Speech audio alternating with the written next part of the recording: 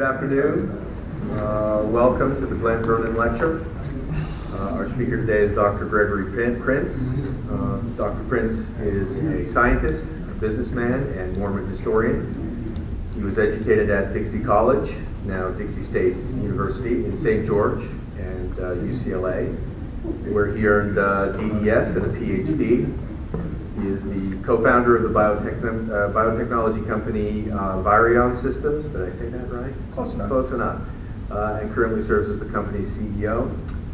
In addition to scores of publications in scientific journals, Dr. Prince has published important works in the history of Mormonism.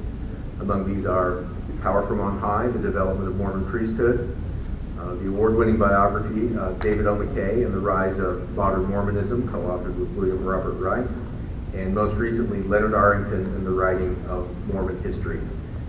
His topic today is Mormons and Gays, a Turbulent Interface.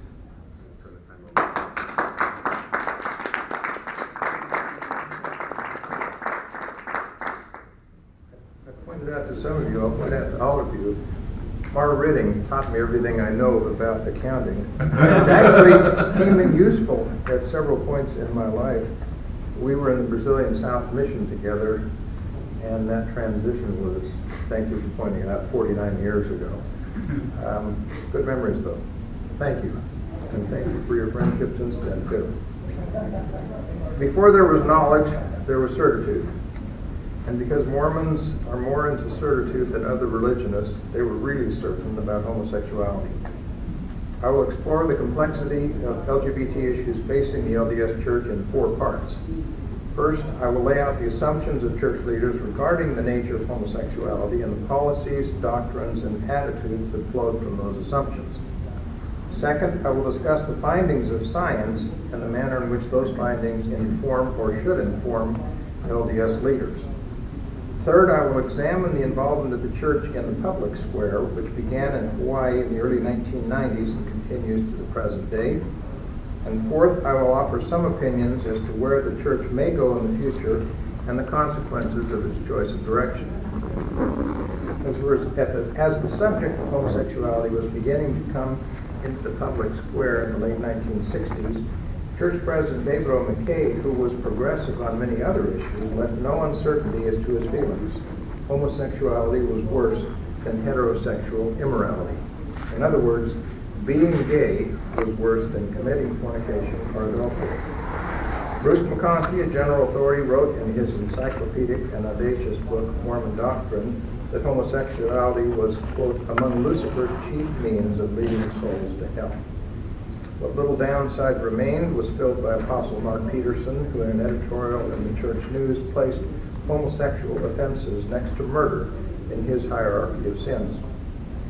The earliest church-written guide for ecclesiastical leaders, published in 1973, chided professionally trained people who differed among themselves in their opinions regarding the cause of homosexuality, whereas, quote, the gospel makes the issue clear.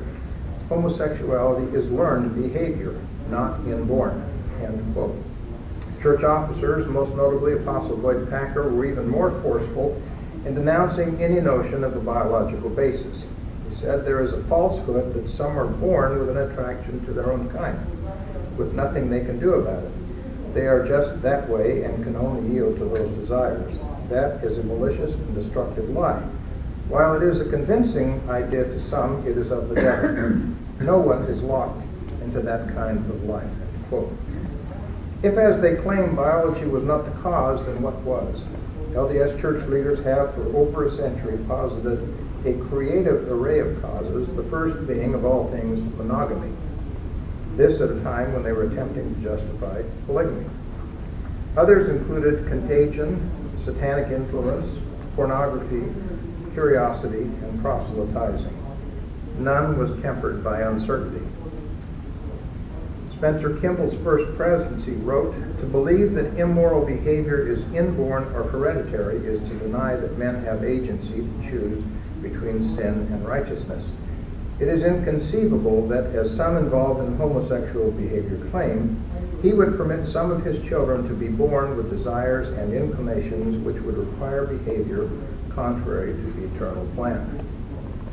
Yet another explanation derives from the Latter-day Saint belief that one's identity, including gender, began prior to birth.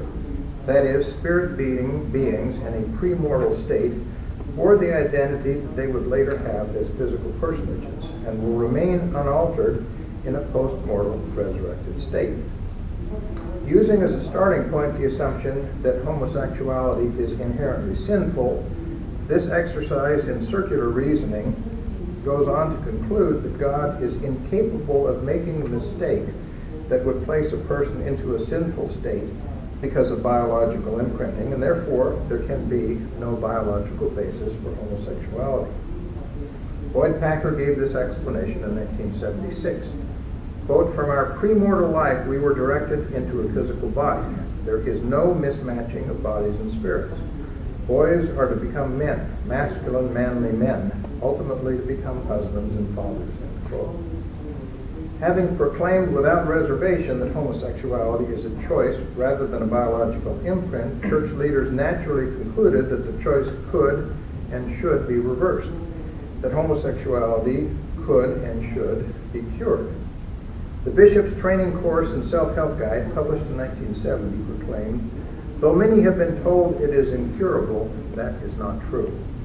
The same year, future church president Spencer Kimball and senior apostle Mark Peterson published a pamphlet that concluded with the promise, "Remember, homosexuality can be cured if the battle is well organized and pursued vigorously and continuously." Later pronouncements tended to back away from the disease cure paradigm and employ other imagery. 1973, an extremely difficult habit to change. 1975, a behavior that can be conquered. 1992, problems that can be controlled and eventually overcome. However, the consensus remained that homosexuality was a conscious choice in the opposite direction of the natural state of heterosexuality. The earliest attempts at curing the disease focused on self-help. In essence, you chose to be homosexual, so you can choose not to be homosexual. Many self-help remedies were proposed by church leaders over several years. Apostle Mark Peterson, who counseled hundreds of gay men, advised one merely to distract himself with his music and other interests. Peterson and Spencer Kimball, in their pamphlet Hope for Transgressors, advocated another kind of distraction wherein heterosexual was substituted for homosexual. Well, there must be substitution. The person should purge out the evil and then fill his life with constructive, positive activities and interests. He will throw away his pornographic materials and will have ceased reading articles about homosexuality and will substitute, therefore, the scriptures and worthy books and articles which will give the mind proper orientation. Quote. LDS Welfare Services carried this theme a step further by advocating the substitution of avoidance for engagement. That is, quote, to flee from other gays even if it contradicted their responsibility to guide those who stumble, since a sympathetic effort to work with other homosexuals to help them is especially dangerous. End quote. Another strategy was to use the process of repentance. LDS Welfare Services counseled local leaders in 1973. While it is an extremely difficult habit to change, homosexuality can be repented of as can any other deeply entrenched habit. This counsel was explicitly endorsed by the First Presidency 2 years later. Quote, there are many who have repented and become clean through repentance, prayer, self-discipline, and loving support from others. End quote. The problem with this approach was that it viewed homosexuality as the sin, as opposed to later church policy that accepted celibate homosexuality but condemned homosexual acts. One gay church member summarized the frustration of many. Mormons view homosexuality as a sin that can be overcome. I know of many gays, including myself, who prayed until their knees are bloody and their hearts broken and still can't change. End quote. By far the most damaging suggestion was social role-playing that was promised to be the pathway out of homosexuality. Kimball and Peterson wrote, the entrenched homosexual has generally and gradually moved all of his interests and affections to those of his own sex rather than to the opposite sex. And herein is another step. When you, Bishop, feel he is ready, he should be encouraged to date and gradually move his life toward the normal. and the normal meant marriage to someone of the opposite sex. For decades, countless numbers of men were counseled by church leaders to marry a woman with the implied or expressed promise that this would cure their homosexuality. While there are some success stories of mixed orientation marriages, with the successes often involving a bisexual spouse rather than one with changed homosexual orientation, the overall track record of such marriages has generally been dismal, often catastrophic, and sometimes lethal. Eventually, church leaders realized the fallacy and danger of such an approach and counseled marriage should not be viewed as a way to resolve homosexual problems. The lives of others should not be damaged by entering a marriage where such concerns exist. Encouraging members to cultivate heterosexual feelings as a way to resolve homosexual problems generally leads them to frustration and discouragement. End quote. In summary, the self-help approach within the LDS Church to curing homosexuality took several forms over several decades. All had two things in common. First, they were based on the unsubstantiated assumptions that homosexuality is a chosen behavior and is reversible.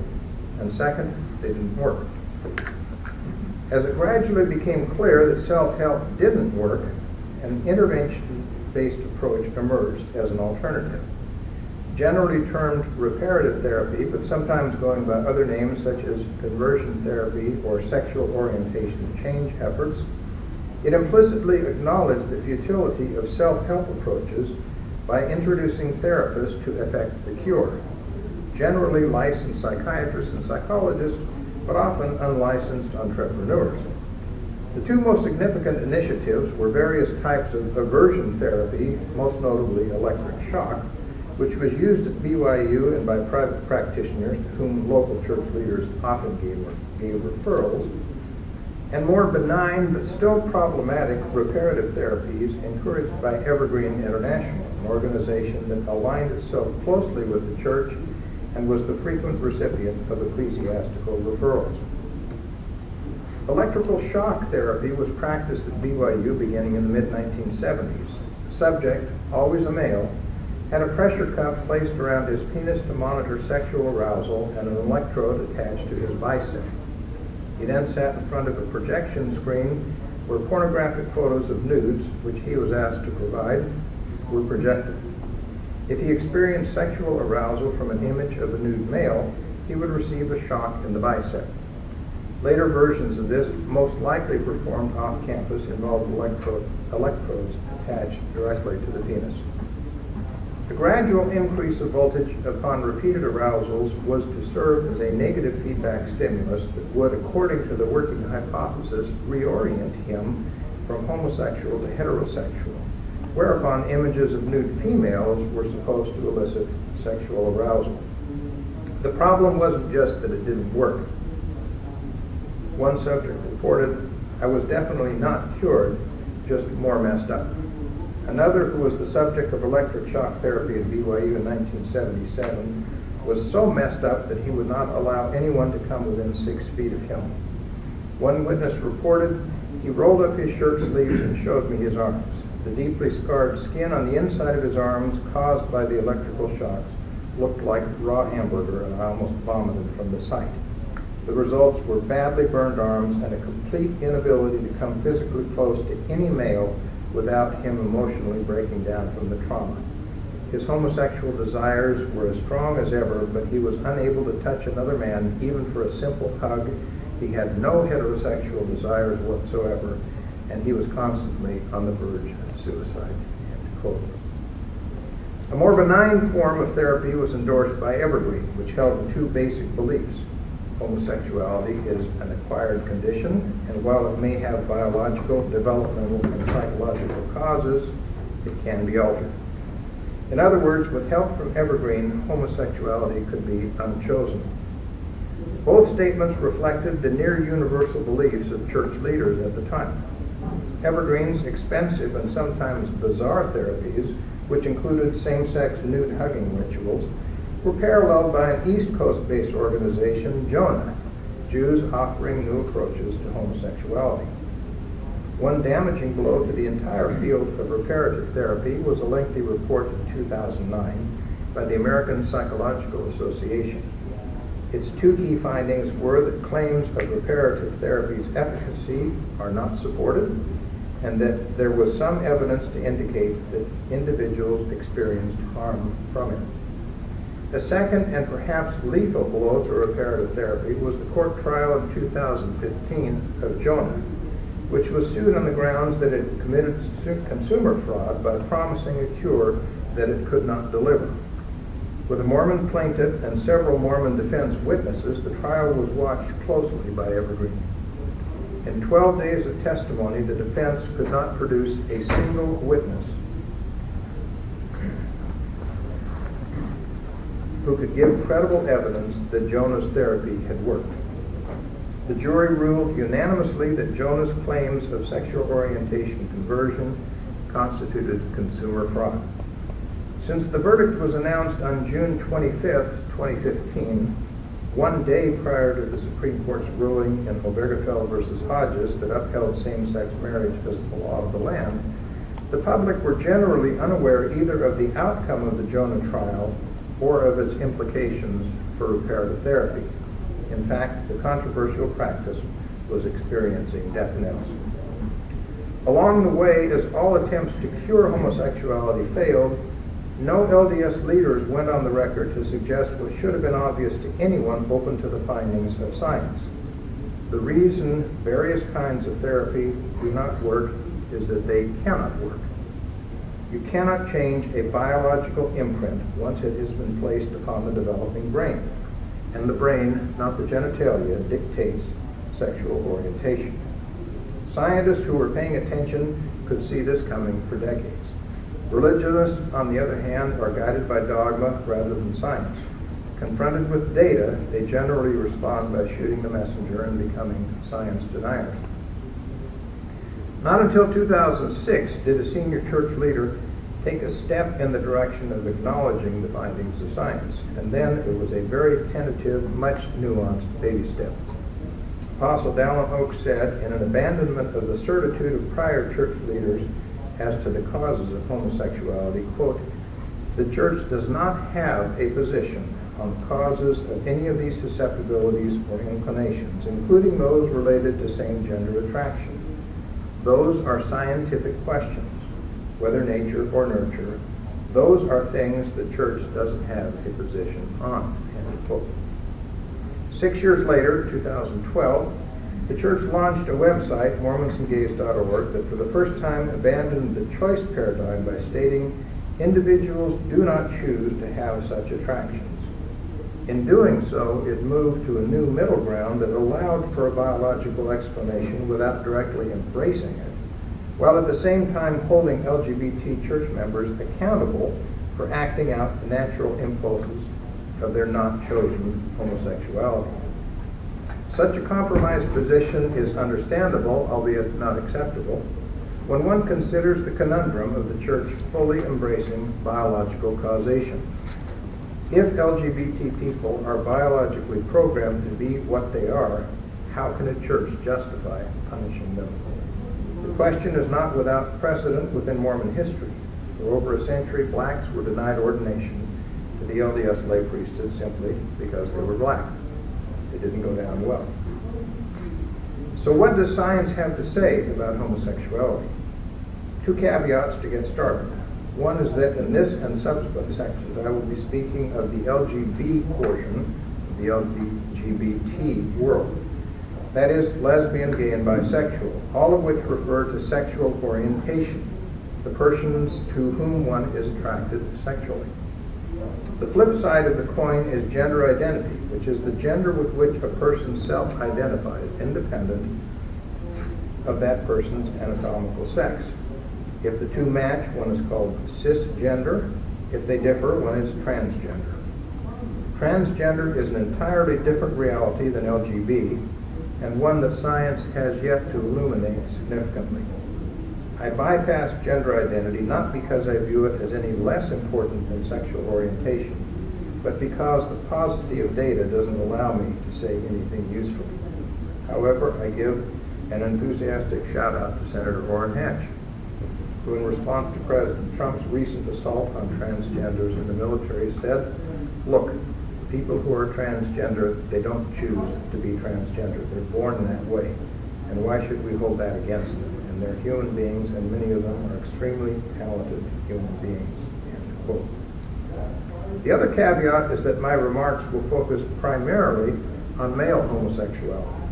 This is not because I view lesbianism or bisexuality as any less important, but rather because the near universal focus, indeed fixation, of LDS Church policies, procedures, and statements has been gay men.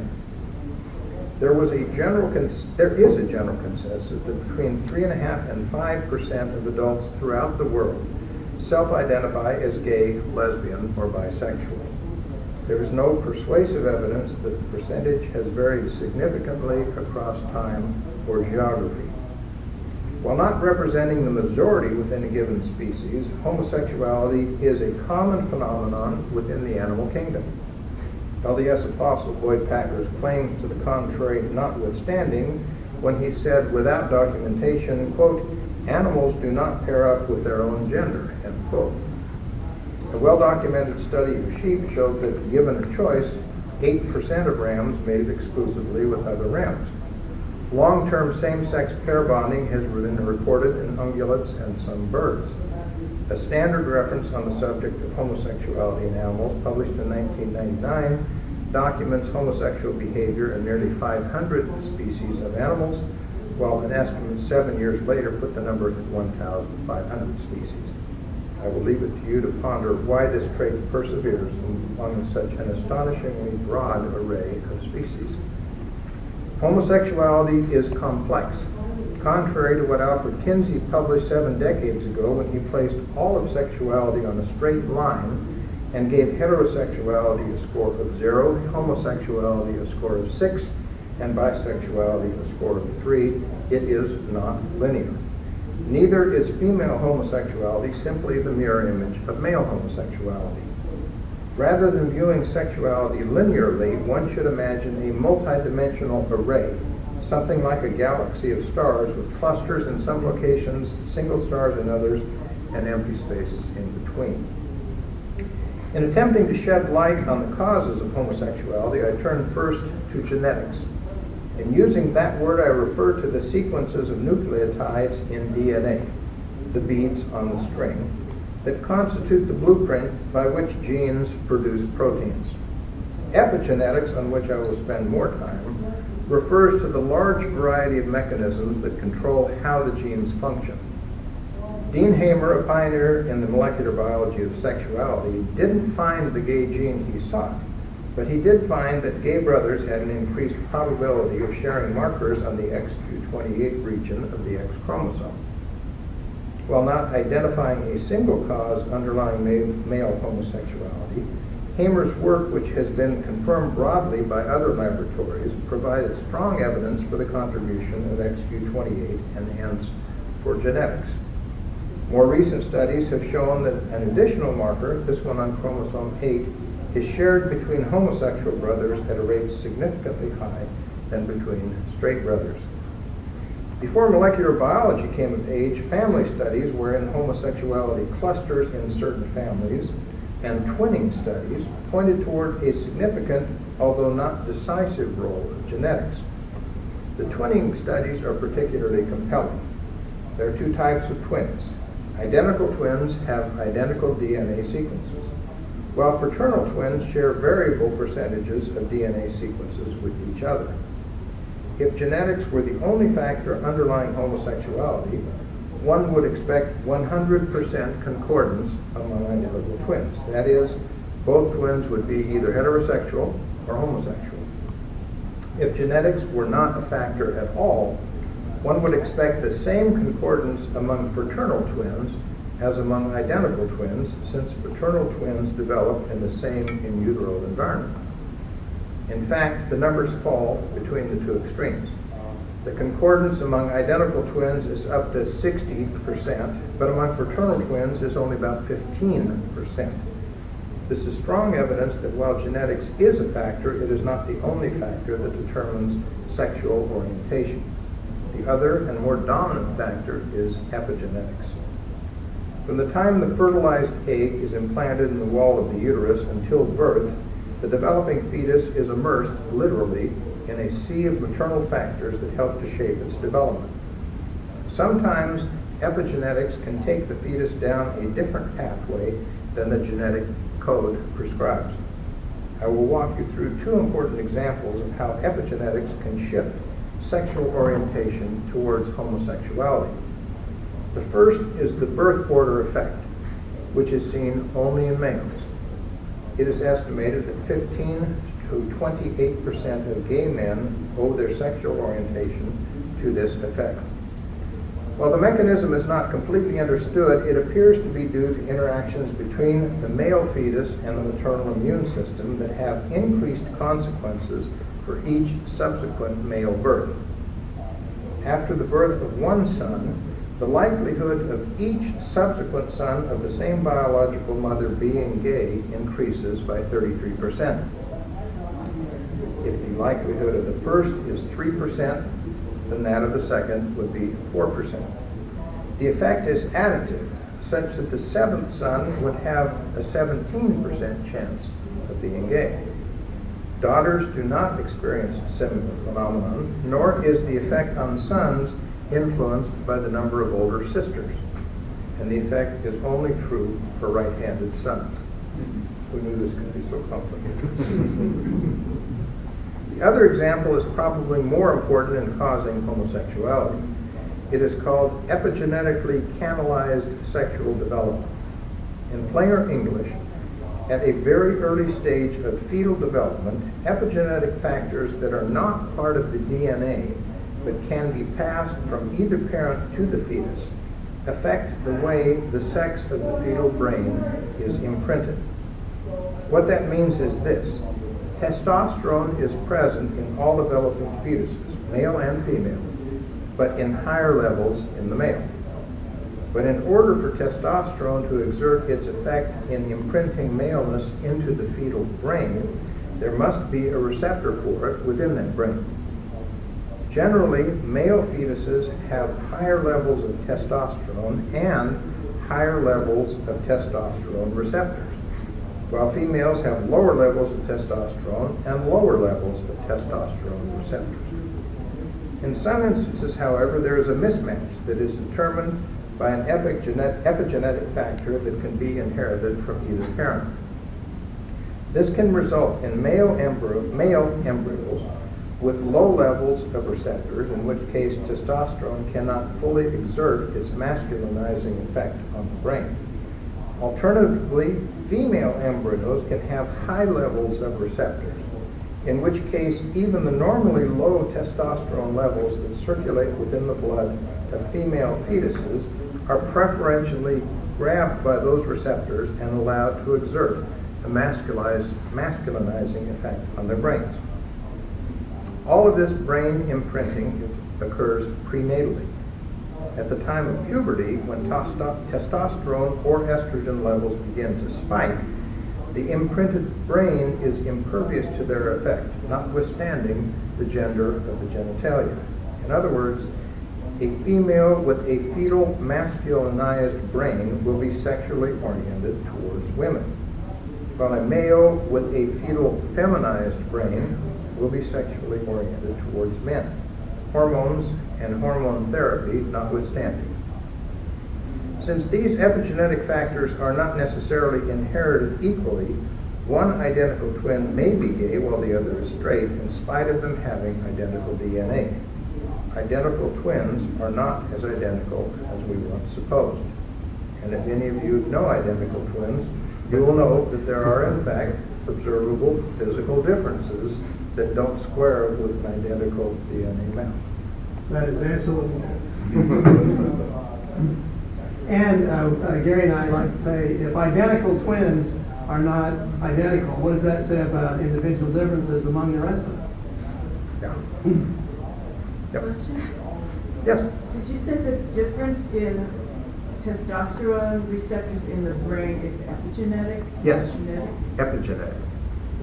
And what causes it? Is it known? It is epigenetic factors that get kind of complicated, but they can come from either parent, not through the DNA, and not exerting an equal effect on both twins.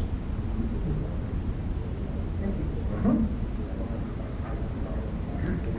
The genesis of sexual orientation is an area of science that is undergoing much cutting-edge research, and it is certain that future discoveries will elucidate more examples of homosexuality being biologically determined, whether through genetics, epigenetics, or a combination. But the bottom line has already been written. Homosexuals are indeed born that way. Next, the church in the public square. Until 1993, church policies looked inward. Hawaii changed that.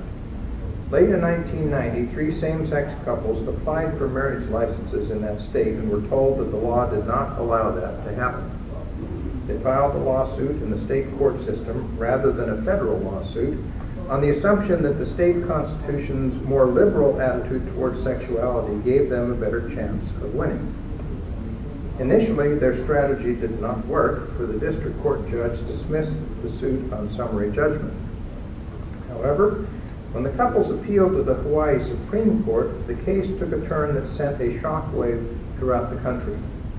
Rather than addressing the merits of the case, the higher court ruled that because the state constitution made sex a protected class, and the Hawaii Constitution was really unique in all of the 50 states in that matter, the case had to be retried in the district court under the doctrine of strict scrutiny, a legal doctrine that allows for a discriminatory law to be upheld, but only if the state can demonstrate a compelling public need that is served by that law.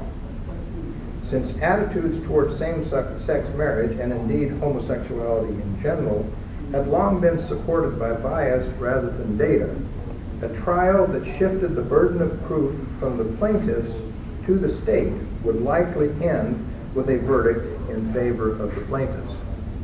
In other words, it appeared that Hawaii would become the first state to legalize same-sex marriage. Because the full faith and credit clause of the United States Constitution requires each state to honor the laws of another, unless otherwise legally entrenched in the recipient state's statutes, state after state quickly enacted laws or constitutional amendments that defined marriage as being between one woman and one man, a legal firewall. The federal government also joined in with the Defense of Marriage Act, DOMA, in 1996.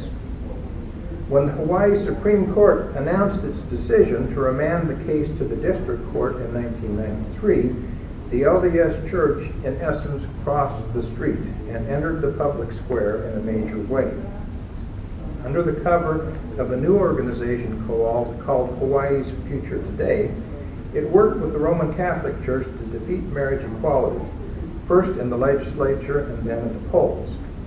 In addition to organizing an impressive ground game, the church contributed $600,000 to the campaign. In the short term, their efforts were successful, as the legislature and the voters approved a constitutional amendment banning same-sex marriage. However, 2 decades later, the Hawaii Amendment was declared unconstitutional at a federal level. Emboldened by its success in Hawaii, the church went on to defeat marriage equality in Alaska, primarily with a cash contribution of $500,000 that represented 5 times the total amount of money raised by the marriage equality proponents. Then, the church acted decisively in California in 2000 with Prop 22.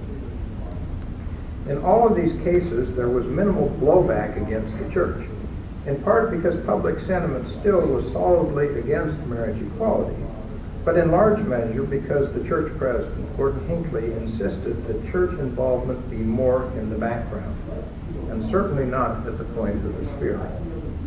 One can only wonder what the outcome might have been with Prop 8 if President Hinckley had lived just a few months longer. But he died just weeks before a California court voided Prop 22, thus catapulting Prop 8 into the national limelight. Although the church shifted the financial support to the members with Prop 8, having received criticism in earlier campaigns for using general church revenues, both its impressive ground game and the magnitude of member financial contributions, at over $20 million, they represented more than half the money raised by the Yes on 8 movement, resulted in Prop 8 becoming known by many as the Mormon proposition. The church won the battle, playing a role that many analysts consider to be decisive, but experienced an immediate and ferocious backlash, both within California and nationally, that caught church leaders by surprise. There is great irony in Prop 8. On a state and national level, while it represented the high water mark of opposition to same-sex marriage, it also awakened the LGBT community, as well as the general public, to the injustice of the law. After Prop 8, the dominoes began to fall in the opposite direction. Within the LDS Church, Prop 8 also had a paradoxical effect. Many church members began to rethink their positions, and local leaders within California engaged in damage control in an attempt to heal the wounds to members and entire congregations. Leaders in Salt Lake City also began to realize that Prop 8 represented a bridge too far, and for the first time began to seek rapprochement with LGBT members and the larger LGBT community. A dialogue was established with Affirmation, the oldest and largest LDS LGBT support organization, and that dialogue continues to this day. Bill Evans, a career employee of the church's public affairs department and the logistical leader of the Prop 8 effort by assignment, received approval from the church after he retired to join the board of directors of Affirmation, a position he still holds. I also serve on that board, and I see Bill as one of the most effective LGBT allies within the church.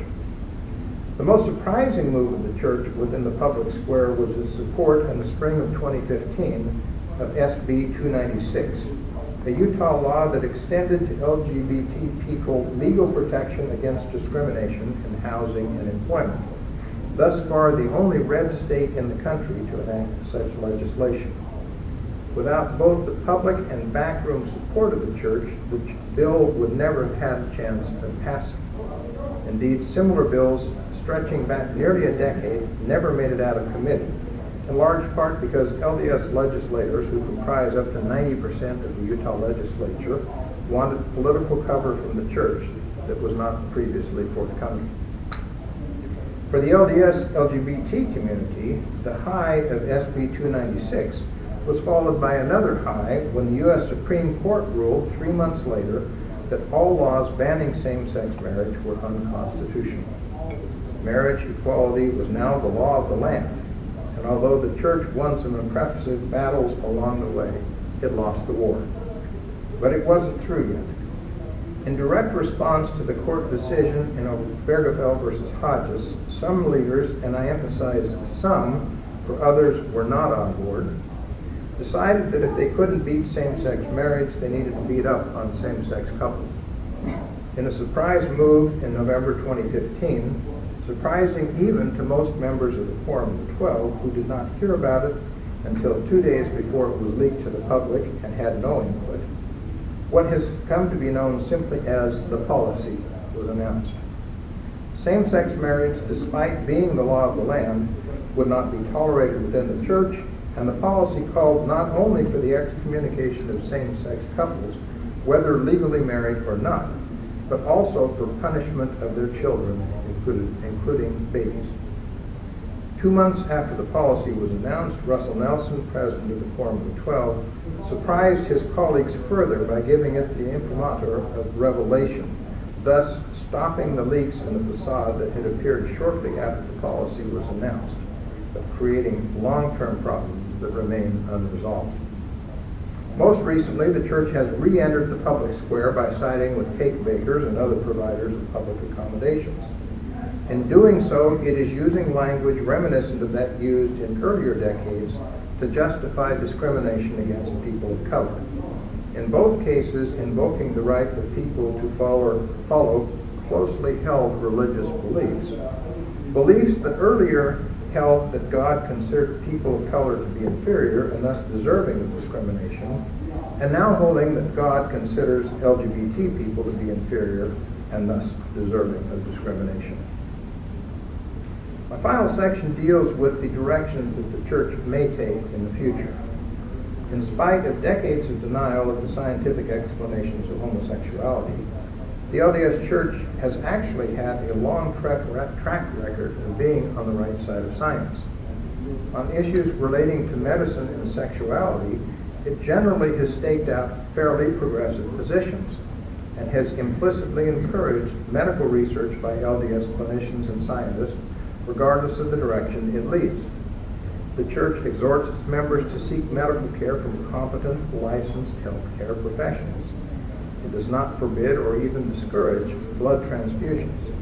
It encourages organ and tissue transplantation, commending the donors for the selfless act that often results in great benefit to individuals with medical conditions.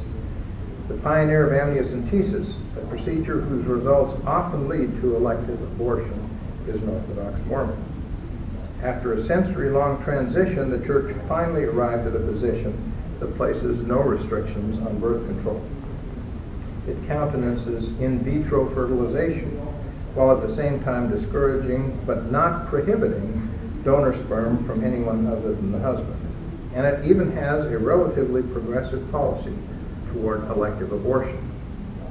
But when it comes to homosexuality, church policies began with the conventional wisdom of the 1960s and essentially remained there, scientific progress notwithstanding. Yes, there have been some shifts in policy along the way. After a low point during the Spencer Kimball years, when being homosexual was a sin meriting excommunication, acting out one's homosexuality became the sin. This was not an inconsequential shift, for the Church now allows celibate gays and lesbians to serve full-time proselytizing missions, something unimaginable during the Kimball years. It has reversed course on recommending a mixed orientation marriage as a cure for homosexuality. It has backed away from the certitude that homosexuality is a choice, although it still punishes homosexuals for expressing their innate, immutable sexuality. It even acknowledges that it does not know the exact causes of homosexuality.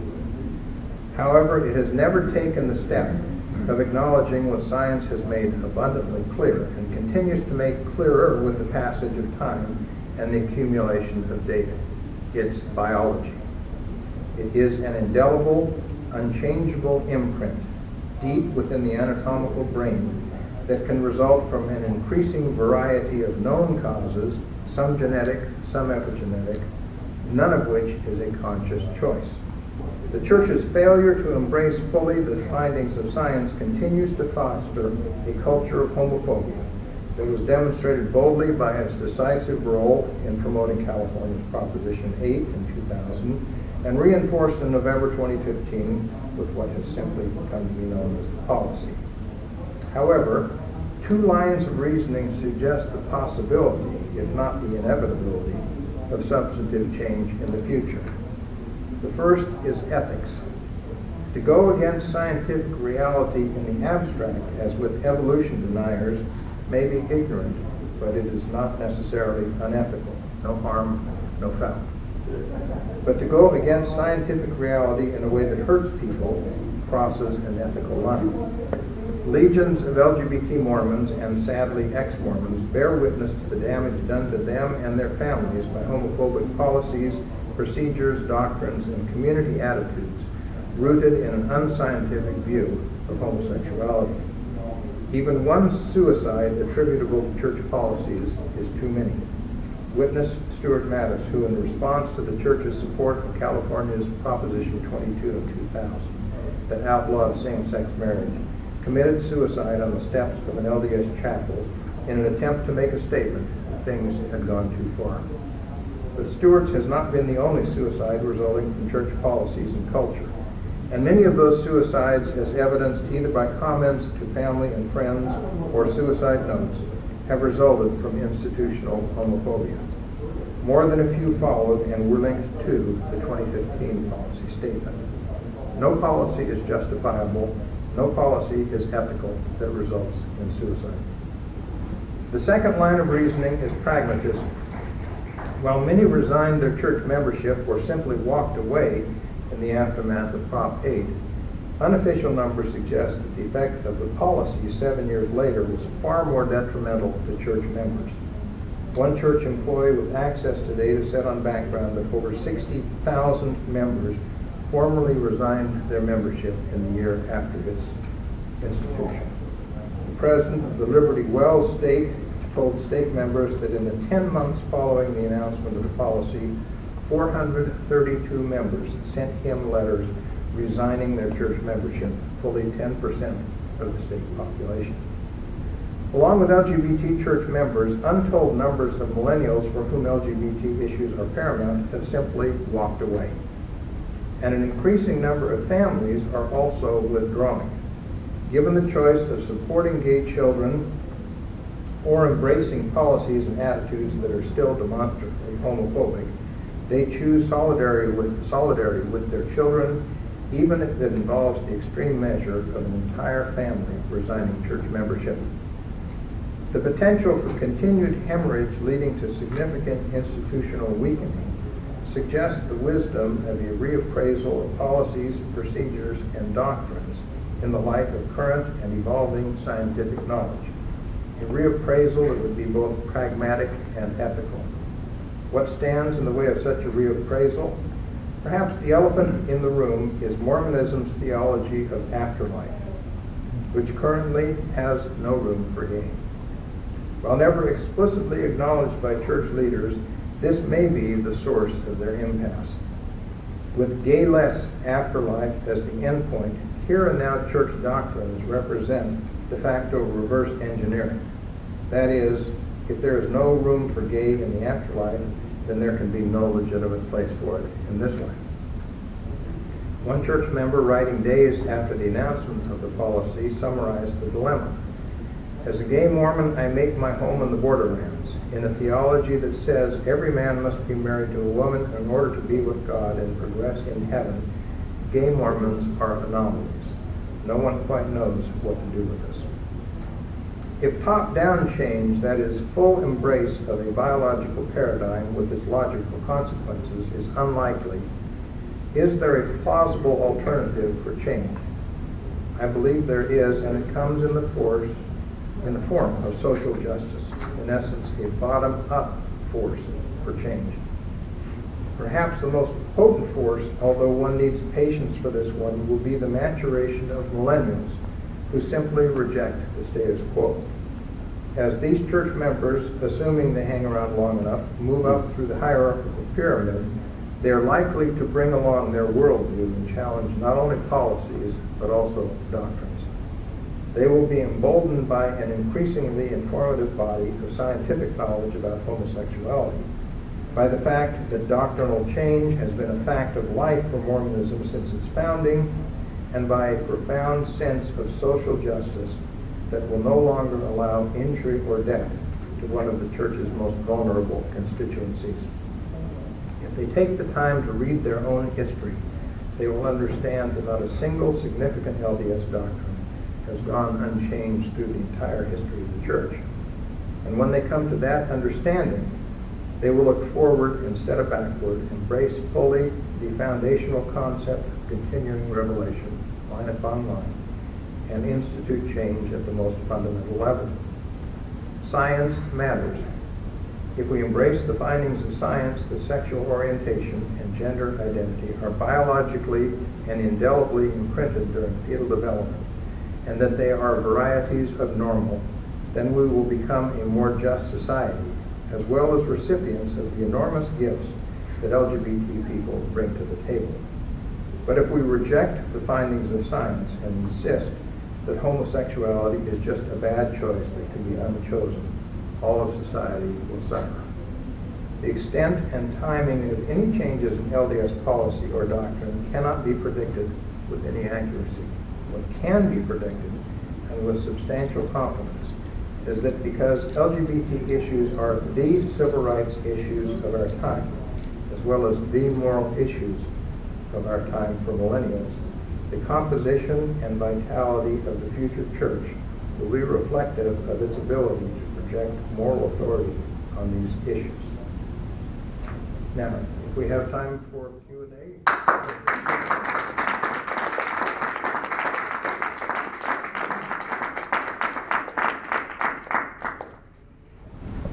We do have time for Q&A. Why don't you just call on people who have questions? Yes.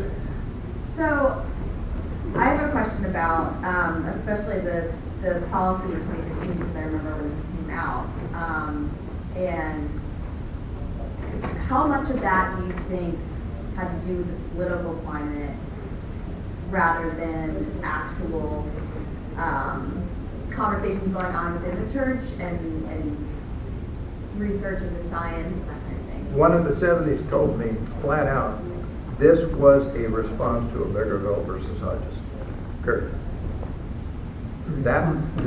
Obergefell versus Hodges, the Supreme Court decision that legalized same-sex marriage, which was in June, so that's 5 months prior to the announcement. Right. Everything that I hear, Albert, you got your ear close to the ground out there, so correct me if I'm wrong, is that Curtin McConkie had a big role in this, playing up the possibility of legal liability for the church if they didn't somehow stake out their ground on it. Is that?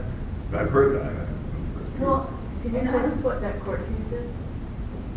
That was the Supreme Court case that legalized same-sex marriage throughout the country. Now, after hearing this bit about Curtin McConkie, which is, it's an independent law firm, but it isn't, because that's where most of the church's legal work is done, even though they do have some in-house counsel.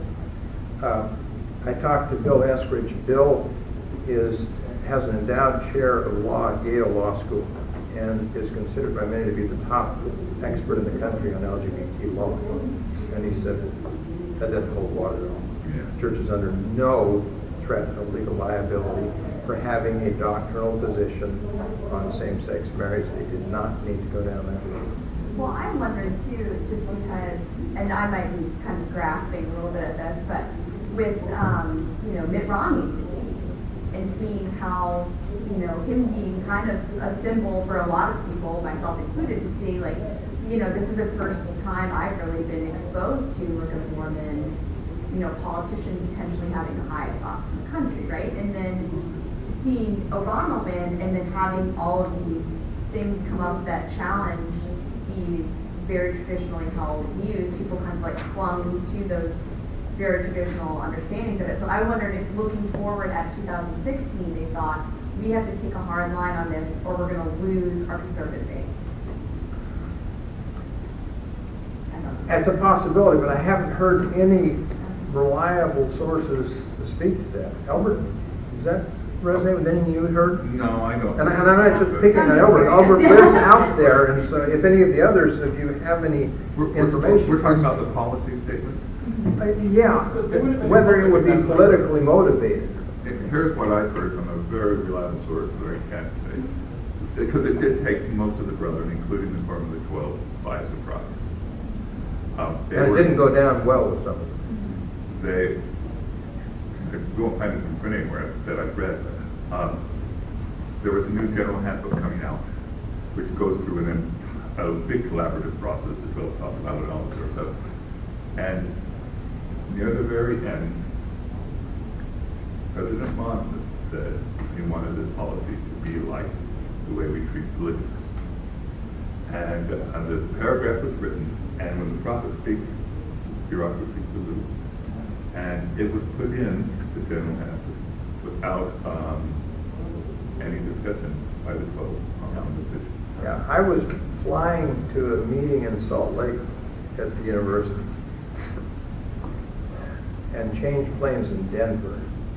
I got a text message while I was in Denver from Tom Christopherson, who was flying back from California from a business trip.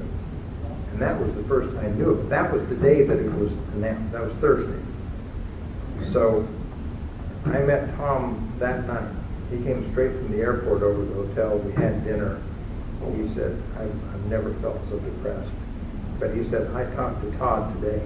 His brother, the apostle. His brother, the apostle. And he said, Tom, We did not know anything about this until 2 days ago, and Public Affairs did not know about it until 9 o'clock this morning. So, and it completely just steamrolled normal church policy, where things are vetted and vetted and vetted. This one went around everything, it's a complete end run. You have to consider too, the church refuses to address this directly, that President Monson has been suffering from dementia since before he became president. Early signs of it were showing up before he was sustained as president of the church, and has been progressively increasing. And you all can see how that progress has continued, where the General Conference earlier this month probably is the first of the last. That we probably will not see him at a General Conference session anymore. It's been a steady downhill decline, and that's the nature of dementia. But you won't hear the D word yet used by the church, and you may not. Yes? So I had heard that Nelson came up with this policy that you got to sign off from Monson, and that's how it came to be. That's one of the narratives that I have heard. Yes, that both men are somehow in this picture. The details can vary a little bit, but the basic narrative, again, Albert, is this what you've heard as well, has both men somehow linked It to was this. pathetic. He nailed the coffin with the statement that it is revelation. Yeah. Now, within weeks of when the policy was announced, there were cracks in the facade. There were some 70s who were saying in a semi-public setting, this is a policy, it's going to change. And I think that President Nelson decided, I've got to stop the leaks, and so he played the nuclear card. And that was not vetted. That was a fireside speech given in Hawaii over satellite. His colleagues in the 12 didn't have a clue that one was coming either. And if you look at the coverage in the two Salt Lake newspapers the next day, you tend to think they got the titles reversed here. Because the one that played up the revelatory aspect of it was the Salt Lake Tribune. Deseret News buried that deep into the article. And that said to me, there's already damage control going on there. They don't know how to deal with this thing, and they don't want to be backed completely into a corner. But at the same token, am I wrong, or most church members don't have a clue that this is now doctrine? It's not God. But isn't. Well, sorry, that it's a revelation. No. Well, It's the policy. he didn't say, it's he probably was careful in the way he worded it. He used the one form of the R word.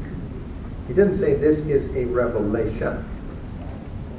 This was revelatory, or it was, go back and read the exact wording of it, and it leaves some wiggle room. And that certainly was played up by the Deseret News.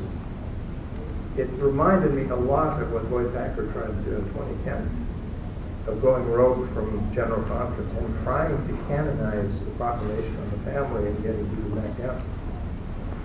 There were other parts of that talk that were offensive and that got fixed. That sentence got removed. It's gone. But if you go back and watch the video, it's on the church website, it's still there. If you watch him carefully and you listen carefully, he's ad-libbing. You can tell because he's always precise with his language, and he makes a grammatical error there, and he kind of pauses. It's like, I'm going to slip this in. Go back and look at the transcript and watch and listen, and I think you'll see that that's what's going on. So it clearly is still a divisive issue out there. There is not unanimity on this. And I think that we're moving in the direction of even more turmoil, because science is going to continue to weigh in on this. All of the indicators are going in the same direction. Will there ever be a single cause? No, because it's way too complex. This is not a single entity. I live in a world of autism. Our youngest son, who's 27, is autistic. Autism is not a single entity. It's this much. It's like a multi-dimensional array. And I think there's some interesting parallels You can't put either one of them on a straight line and say, this explains it, it doesn't. So you're going to have dozens, maybe hundreds of things that could weigh in to cause what we would call in science a homosexual phenotype, meaning that is the behavior, but it's a biologically imprinted behavior, as opposed to a genotype, which is, here's the gene that is causing this. Does that make sense? But that march is going in one direction only, and the farther down the road science goes, the more difficult it's going to be to sustain policies that are homophobic. It's not impossible, because there are other churches out there that still hold to some pretty screwy things, scientific evidence notwithstanding. And I think it was 5 or 6 years ago, a Pew Research Center study showed that Mormons were the second worst evolution deniers in the country. Jehovah's Witnesses, it was 86%. We were 75%, aren't we proud? So that doesn't bode well for how quickly that transition is going to be happening. We've got a lot of anti-science, anti-intellectual sentiment in this church going right up to the top. Bethany, did you have a comment? Yes.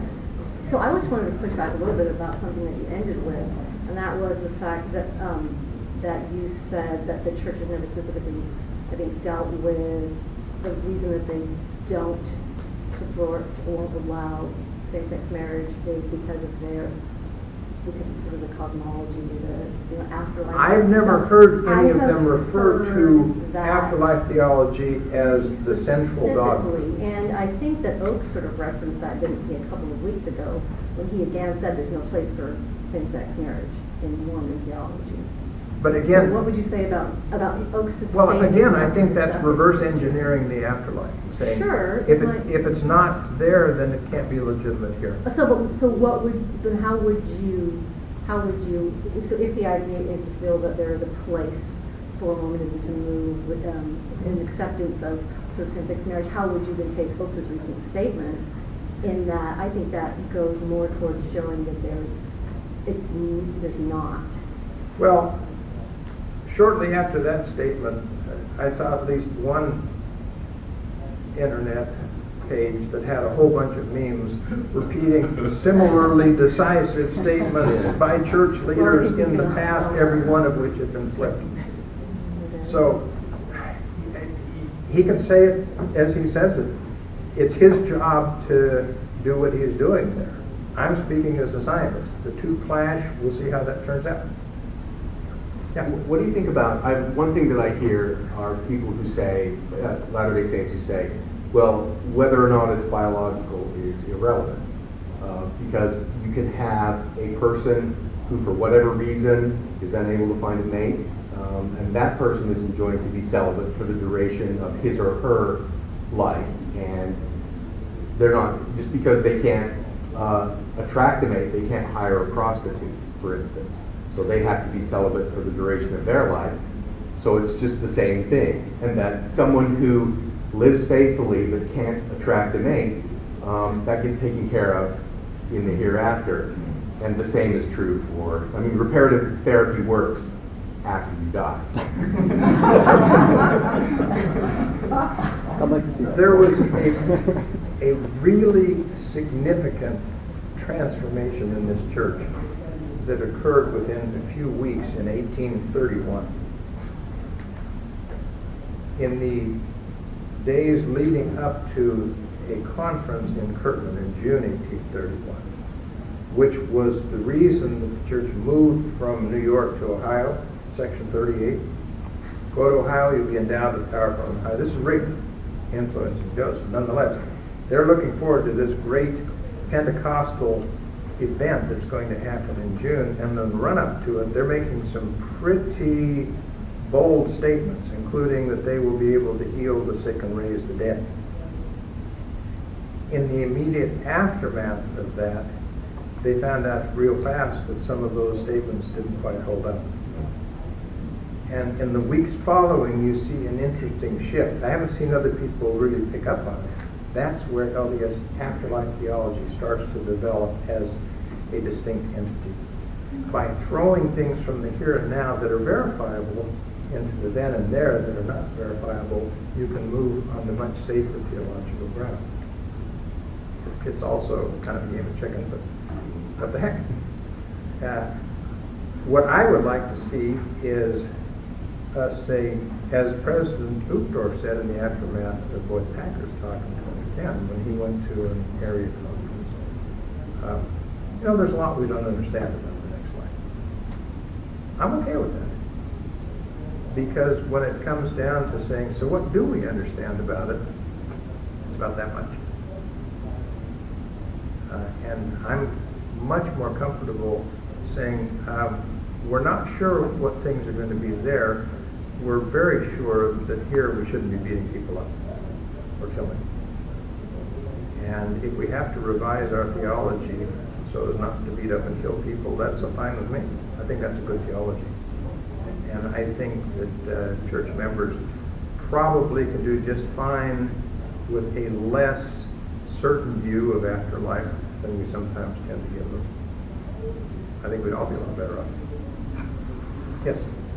I was just going to say, I think it's going to take the younger adult generation to probably change this, just because I work in the LGBTQ world as representing a funder, and I come across young adults who are heterosexual all the time, who, frankly, they don't know why people have such an issue, older people have such an issue with gender diversity, sexual orientation diversity, whether it be heterosexuality, gay, lesbian, what have you.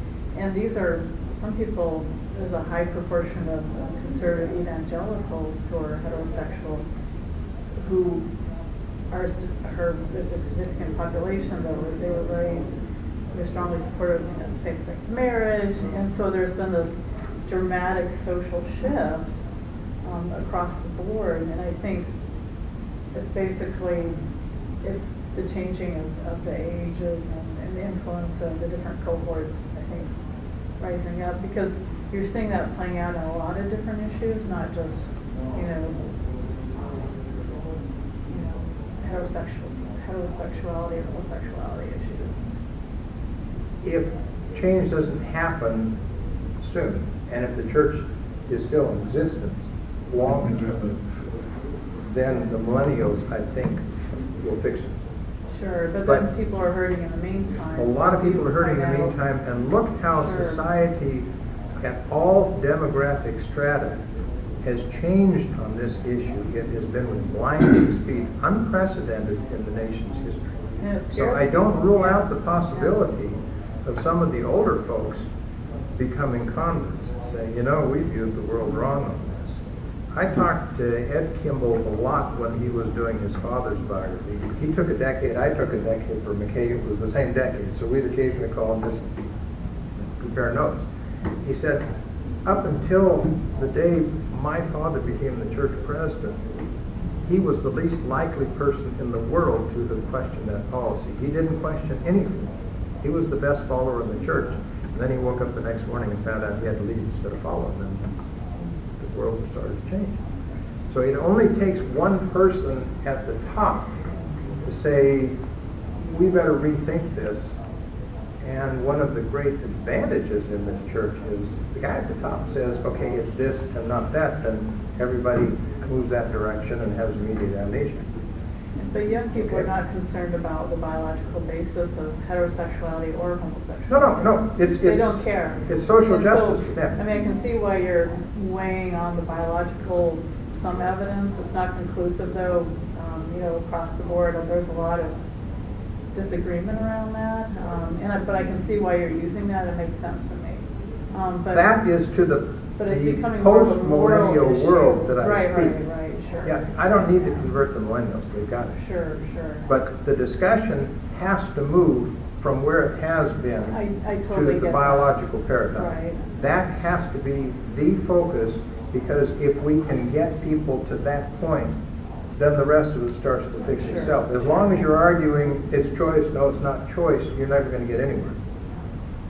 Yeah. So I want to follow up on this, right? So if I recall correctly, at the very beginning of your talk, you bracketed BT folks out of your discussion, and you said you were going to focus on LG. T. Okay, So in the issue of biology, right, and I've written extensively on trans Mormons and stuff like this. B and T folks raise issues for the biological argument, right? And so I get what you're saying, and I actually think it's probably the right approach is to say, let's make this headway. We'll get acceptance of LG folks by saying that it's biology, but then where do you throw in someone who's bisexual and someone who's trans? Because the biology doesn't work in that at that level at all, right? Like as soon as you say actually people are sexually fluid, The same paradigms don't necessarily fit, because bisexuality isn't just an average between hetero. no, it's both, right? And so the Well, biology doesn't work. it's not even just that simple of being it's parts of both. It's much more complex than that. Will it be biologically imprinted? Yeah. I don't think there's any question about that. Has all of that been worked out? No. This is fairly new science. 20 years ago, people were still hunting for the gay gene. Sure. And when they didn't find it, the behaviors declared victory and went home.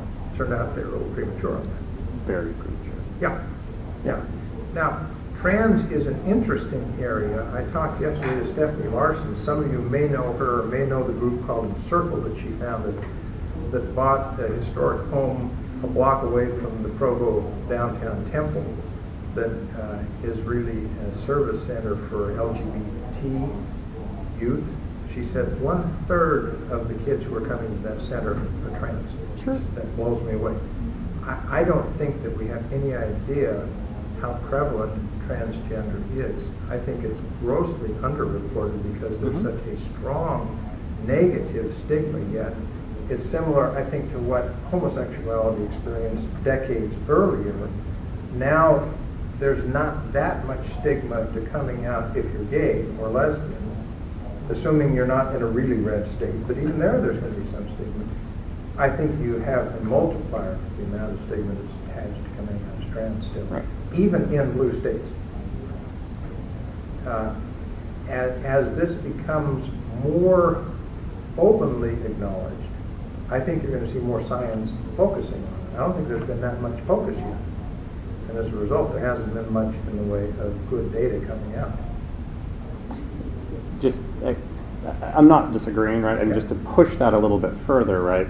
It necessarily implies that we are biologically determined to head some direction with our sexual preferences. And of course, those who work in realms of queer individuals and bi individuals would say, actually, why can't it just be fluid? And I get what you're saying, like, actually, we've got to push the biological argument because you can't argue against the biological argument. But as soon as you move into the realm of, like, the next step, which is there are people who are sexually fluid who move all over the place, right? There are, and that's it's a more much harder prevalent thing among women than it is among men. It is, right? But then it ceases to necessarily be a biological argument, right? Because once you hit fluidity, it's like, it doesn't cease to be that, because this much may be biology, this much may be fluidity. This isn't going to rule the domain. This is where all the discussion has been. Yeah. And the people who were plugging the reparative therapy would count, well, here is the example that this works. Well, when that went to trial, and they had the open courtroom to make their case, they couldn't. Nor could they in Prop 8, nor could they in Hawaii. Right. Once these things get into a data-based trial, the evidence is not there to prove that it's behavioral, that it's a matter of choice. And the abundance of evidence about biological paradigm continues to increase. If you look at all of the arguments that this is a choice, they've all fallen flat. Show me the data. Well, on fluidity, there is more of a choice. On Yeah, but again, LG, out of less this of a much, choice. here's Yeah. fluidity. Is Right. this going to win the argument? No. No, it's not going to win the argument. It's just the next step. Yes. Yeah. And then the back row. Oh, sorry. Hi, Doug Easing from Tasmania, Australia. I've just done some work on same-sex Christians in Australia at the Metropolitan Community Church. And the thing that struck me about them was the role of authenticity, because they were both same-sex and Christians, and they wanted to be true to themselves, and that's what drove the commitment to change. And if you compare that with the institutional responses that you see, I read a statistic recently that 50% of Catholic clergy are being celibate at any one time. So you've got this sort of don't ask, don't tell type thing. And I wondered if you thought about the role of those two sorts of movements within the LDS Church. Like, is there a pursuit or desire for authenticity? Is that driving change, or is there a don't ask, don't tell type culture there? I think that there is a force that, call it a brooding spirit, whatever you want to call it, that goes back, according to the current president of Affirmation, to about the time he felt motivated to get back into church activity. He says, every person I've talked to who has come back into the church felt that way after this date, which was about 2005, I think. Whatever that is, whether the water or the air, we see in Affirmation that there is a significant number of people who want to recongregate with their familial church. Not all of them. Some of them have just written it off completely and will never come back. What we were trying to do in Affirmation for several years and never got to, and then the policy happened that really just killed the whole thing, was to get a guarantee from the church that we, meaning LGBT, whether individuals or couples, living together, legally married, doesn't matter. If they want to show up and worship, they will be guaranteed a safe place to do that. They will be guaranteed that there will not be a predatory bishop or stake president who will take punitive action. We couldn't get it. That's what I want to see as a first step. That this church or any church should be welcoming of all those who want to come and be part of the community of believers. But we're not there. And there could be a variety of things that could drive that impulse, but we're certainly seeing it. And we've got testimonial through Affirmation, at least of individuals who said, I have felt an overwhelming need to come back to the church with my childhood. Yes? Yes, I'd just like to take the conversation onto a global platform, because you've spoken a lot about what's happening in America. Yep. But in Europe, we've had same-sex marriage since 2001, and the church has left us to navigate that on our own. But what are your thoughts about Africa, where the church has the greatest amount of growth, but in some countries homosexuality is illegal? How is the church... illegal, it's a capital crime. Yeah, so how is the church going to navigate between the proselyting they're doing in these countries where the greatest growth is coming, and then, of course, this activism that's coming? I just wanted to extending the conversation out from a more global perspective. They haven't called and asked for my opinion.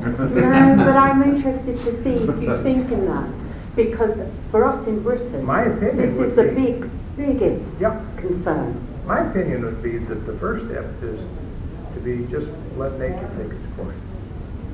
Just take the pressure off and don't hurt anybody, and say all who wish to worship are welcome, and quit asking embarrassing questions. That's what I would love to see. Because that's a good first step. That will, it's not just destigmatizing it, because it's way more than that. It will show the entire community why this is such a good thing to do. Because all will benefit without anybody having to say anything. Just open the doors, welcome everybody, and then watch what will happen as this community becomes a fuller, more diverse, inclusive community. I'm just going to offer an alternative narrative. Okay. So in Britain, we've been navigating this. So we have same-sex couples worshipping in our church, and we have been doing this, but suddenly the conversation is very focused, very generated from America, and we've had disruption because suddenly, top down, people are changing their stance, whereas we have been bottom up. And I just wonder, because I just wonder how the conversation involves everybody. Are you speaking to countries where they've already been navigating this, and maybe they could offer you some insight in how LDS communities who already have this happening? I think a real problem in a centralized church is how pervasive the effect of one decision can be across the world. And that's what you're seeing. Yeah. That you go back to November 2015, And the world changed in a very unfortunate way because of one person saying, here's the way we're going to do it now, and everybody falls into lockstep, except it wasn't everywhere. I think we're just in for a long bout of turmoil. The hemorrhage has not abated. It's even exacerbated the younger down the demographic scale you go. I'm on the board of governors of Wesley Seminary here in D.C. Retention of millennials is a global issue. And it's not even just a Christian issue, but it's primarily in the Christian churches. So you've already got that going against us retaining our millennials with Mormonism. We put another layer on top of that by beating up on our gays. I don't see how we're going to keep any of these millennials in for very much longer, because they have a profound sense of social justice. And they don't need to be told from the pulpit how they should think. It's innate with them. And if they see that the gays are being beat up, they're gone. So many of them, they don't even question it. It doesn't come down to biology, as you said. It's not biological for them. Yeah. It's why would this be an issue? Yes? So do you have a sense of what kind of data or what kind of factors would have to come for that moment when the one person in charge says, we're turning this direction now? No, because it ultimately is probably not going to hinge on a particular piece of data. As blacks and priesthood didn't. It was a combination of factors. Some of them were data-based, but some of them were the realization by President Kimball that, okay, if we got to take the church to all the world, that includes Black Africa, how are we going to do that? And by the way, when Marv and I went, Brazil, if you think that there is any way, although I was taught the folklore when I first got down there, here's how you know if they have the blood. Which was, it was destructive, it was ludicrous, but that's how we operated there. And to build a temple there and think that you're actually going to make sense out of that, I think Kimball understood that that wasn't going to work, and I think it was a combination of the worldwide church, and particularly Brazil, that had him realize we can't keep going this direction, we've got to fix this. So it wasn't just being presented with a sheet full of data that finally got that, although there were data points there, and probably the most important was Lester Bush's article 5 years earlier. But yeah, what will be the tipping point? I don't know. Is it going to be the hemorrhage? Will the church become anemic enough in the lower ranks? Anemic enough, and because the anemia tends to occur among your more progressive kids, look what happens to the class average. You keep marching off the right wing of the cliff. At what point does that not become sustainable anymore? Do you think some narratives with race had to do with how BYU football was treated? No, they got through that. That was the civil rights era in the 60s. That was past that. They went more about the broader social context. I didn't care about how that. How lonely does Mormonism need to be before it changes? It's not so much lonely, is all of the vitality going to get sapped out of it? We've got anemia now. When David Stewart, physician in Las Vegas, published a 2-volume thing on what's called church activity. This big encyclopedia of every nation. Yeah. Most of those data came out of the Church Almanac. That was published in 2013. 2013 was the last time we published Church Almanac. Yeah, exactly. But if you take the numbers that they still present at General Conference, you get just about all the information you need, and it's not half the information. Last year, the lowest rate of growth in, 80 years? 80s probably. And the lowest raw numbers of convert baptisms in 30 years. Yeah. See, the Despite number of converts having per missionary. double the number of missionaries now that we had 30 years ago. Those aren't good numbers. Half the returned missionaries walking away from the church within 5 years. That's not a good number either. My calculation is between 80 and 90% of the converts are gone within 6 months. Where's the success in it? And to add the LGBT issue to all of that, that just makes things sag to the point where, and we keep sustaining it. I don't know. So, just a quick follow-up. I don't know the circles you run in, they're different from mine. I'm wondering if you have any reason to be optimistic that if this individual or that one rose through the ranks, you would see change more quickly than others. I'd have to check with Las Vegas and see if there's a betting line. And see what the odds makers are saying about that. No, and the reason I don't even speculate is if you were doing that exercise 40 years ago, how would you handicap Spencer Kimball as being the guy who would actually do it? He would have been probably the least likely one, so you just don't know. When I was doing the work on the McKay book, I talked to some people who gave me some insights into here's what Elder so-and-so said and did. And then he became president, and he called me in and said, I need to apologize to you because now that I sit in this chair, the world looks different. And you can't predict that.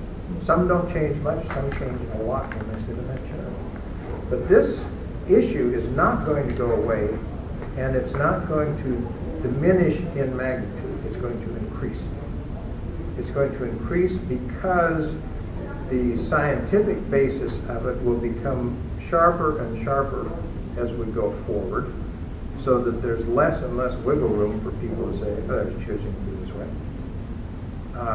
It's going to increase in focus because of the millennials and the concerns they bring with them. And it's going to increase in focus because I don't think our prevalence numbers are correct. I said earlier in this, generally acknowledged 3.5% to 5% worldwide. I think those are low. Oh. Well, we used to say 10%, and